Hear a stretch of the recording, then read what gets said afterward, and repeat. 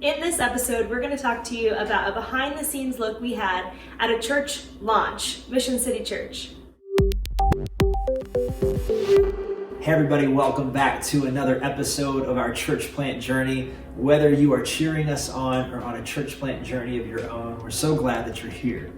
So a few weeks ago, we got to participate in an incredible opportunity. We got to watch a brand new church start. Right? It was pretty cool. Yeah, so it was pretty cool. Yeah. So we're part of a residency program training to be church planters, and we're getting ready to start or plant a church in September of 2021. But as we were coming into our residency program, Russell Schultz was getting ready to be done with his residency and start a brand new church called Mission City Church in Mission, Kansas. Yeah, so he did something genius, and I'm sure many church planters do this as well. He didn't just start his church one day. Instead, he had two pretty much like soft dress rehearsals. Yeah, dress rehearsals, that's right. So the first one was called the tech launch. The second was called the soft launch, and then he had a grand opening or a grand launch. Yeah, the launch, yeah. So 2 weeks before the church officially launched, they had what was called the tech launch.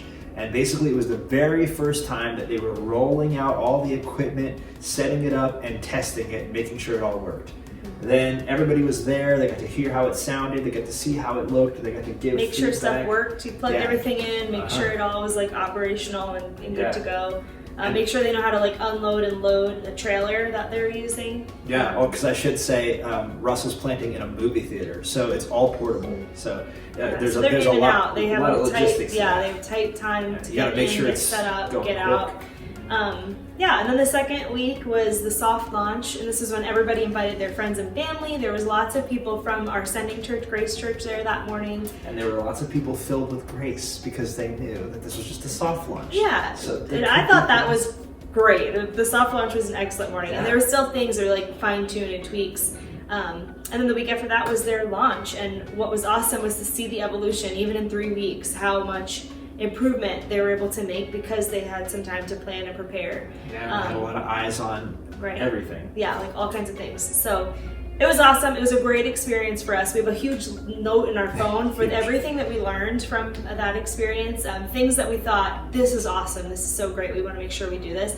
And things that were like, hey, this is awesome for Russell, but for our identity and the vision God's given us, we won't do it that way. And that's totally fine. That's why we have so many different churches with different visions and different things. So it's experiences like this that make us so glad to be a part of a residency program, because we wouldn't have had this any other way. So if you get a chance or an opportunity to be a part of a church plant or part of a launch, you should do it. It's really exciting. Yeah, especially if you are another church planter. I mean, you might feel like you don't want to step on their toes, or you might feel like nervous or embarrassed, I don't know, to go be a part. But I would highly encourage you, find another church in your community that is opening and go be a part of it. Go help them out for their launch and see what you can learn.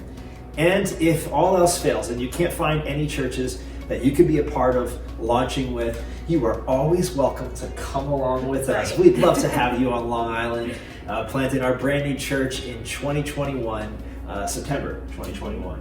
So you're more than welcome to come along. As you can tell, we are very, very excited for what God's got planned for us.